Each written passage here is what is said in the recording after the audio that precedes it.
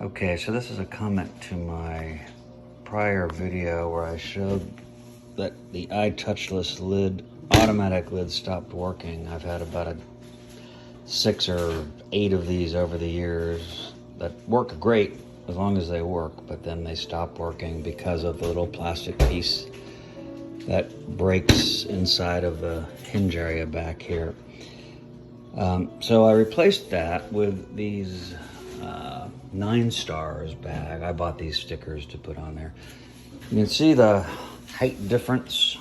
The itouchless is taller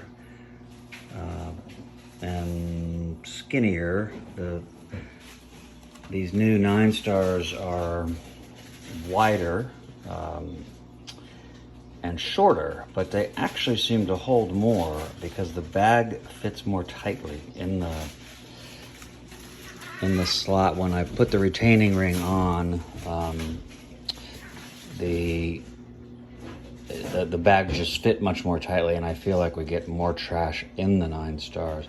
The other big thing I've noticed is that the lids on these Ninestars are a much lighter plastic. Plus, these only take 2 double D batteries as opposed to the itouchless, which takes 4 double D batteries, probably because it's lifting a much heavier cover. The itouchless, right, good quality, but I think the problem and why that little part breaks that I showed in the original video is because these covers are very stiff plastic and it's heavy, and that's probably why it needs 4 double D or D batteries to lift it. Whereas these covers on the Ninestars, it's a very light, you can see it bend.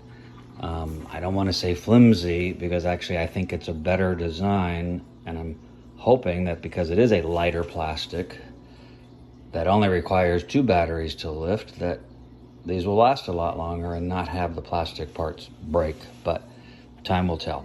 Hope this is helpful.